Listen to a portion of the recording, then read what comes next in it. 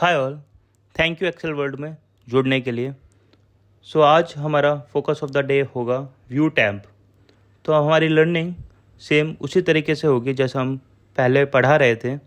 हम पहले focus of the day लिखेंगे, फिर उसके बाद उसके बारे में समझेंगे कि हमारा फोकस ऑफ द डे है क्या।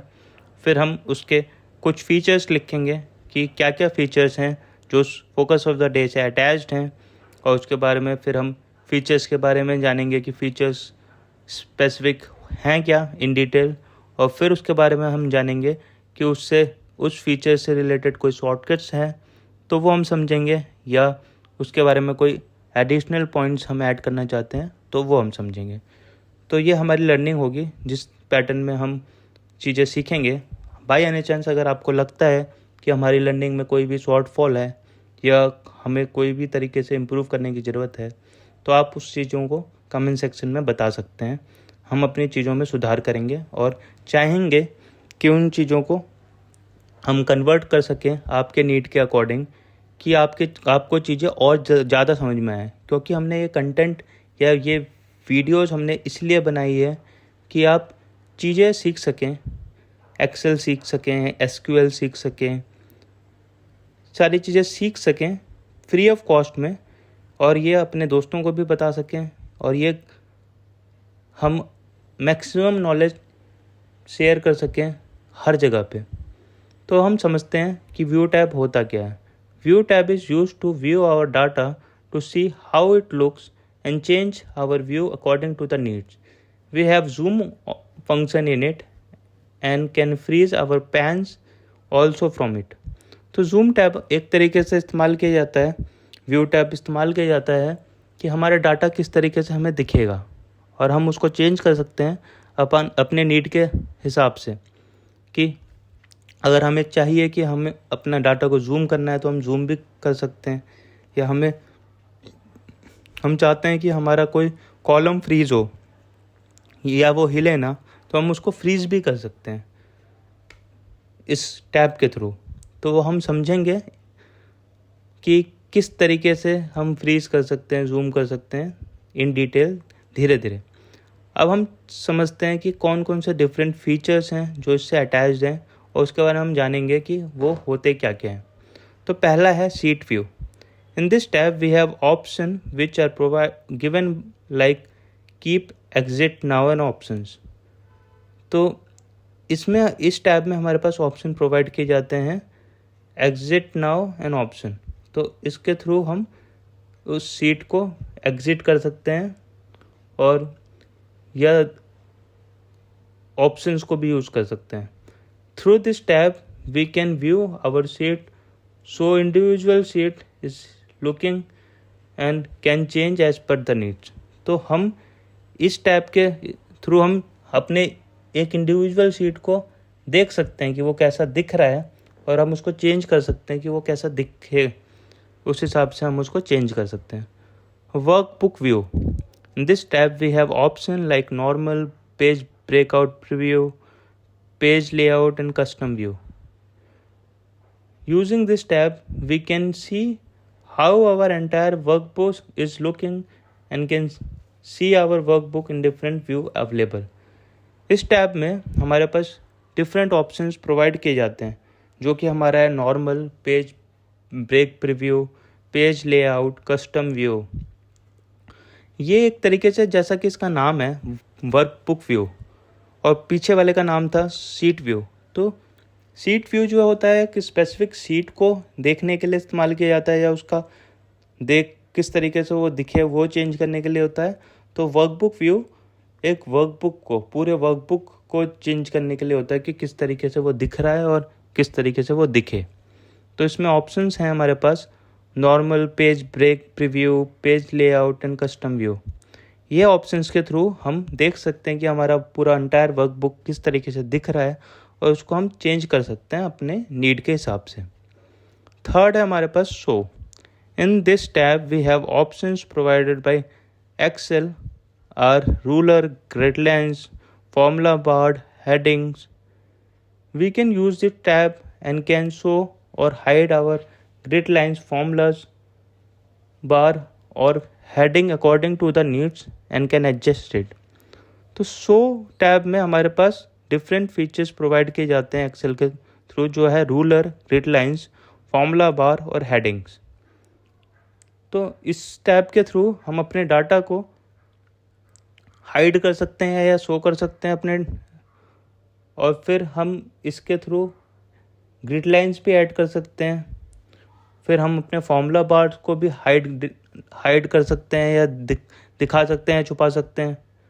फिर हम हेडिंग डाल सकते हैं अपने शीट में कि हमें कौन सी हेडिंग दिखनी है, कहाँ दिखनी है, कैसे दिखनी है, हम उसको भी डाल सकते हैं। तो एक तरीके से हम चीज़ें छुपा बढ़ा सकते हैं इसके थ्रू, जैसा कि इसका नाम है शो। फोर्थ टैब हमारे पास है zoom tab. This tab helps us to zoom our data and see it as per the needs and when we want to see in detail. तो जूम टैब, जैसा कि नाम है इसका, जूम मतलब किसी भी चीज़ को बढ़ाना, घटाना, जूम करके देखना, बड़ा करके देखना। तो इस टैब में बाय एनी चांस हमारे पास कोई भी डाटा है जो कि बहुत छोटा दिख रहा है हमें, तो हम जूम टैब का इस्तेमाल करके उसको बड़ा, मैग्नीफायर के थ्रू उसको बड़ा करके देख सकते हैं कि वो कैसा दिख रहा है। This helps whenever we need to see our data to something which are very small, and we can use zoom feature to zoom it while showing। तो एक तरीके से जब भी कोई छोटा डाटा है हमारे पास एक्सेल फाइल में, तो हम जूम का इस्तेमाल करके हम उसको देख सकते हैं बड़ा करके। फिफ्थ ऑप्शन जो है हमारे पास विंडो टैब है। तो this tab have some important tab in it which are freeze panes, split, hide, arrange all tabs। तो इसमें हमारे पास काफ़ी इंपॉर्टेंट फीचर्स प्रोवाइड किए जाते हैं इस टैब में, जो कि है freeze panes, split, hide, arrange all tabs.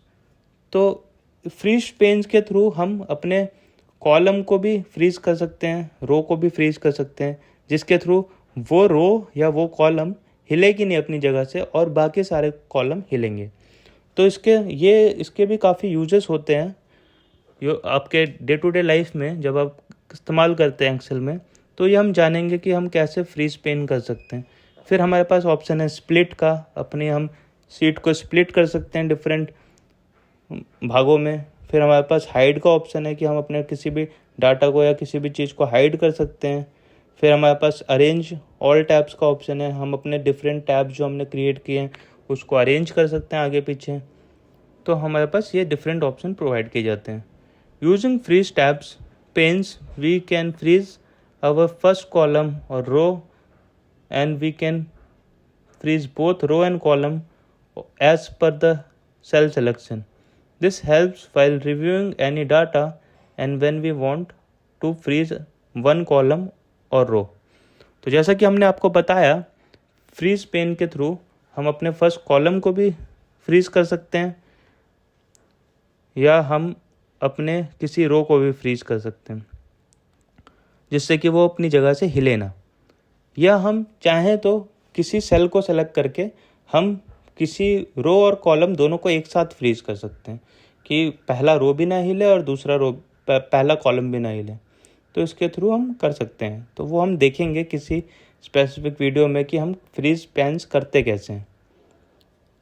तो in this we have one tab which is to switch window, which is used to switch in different open windows।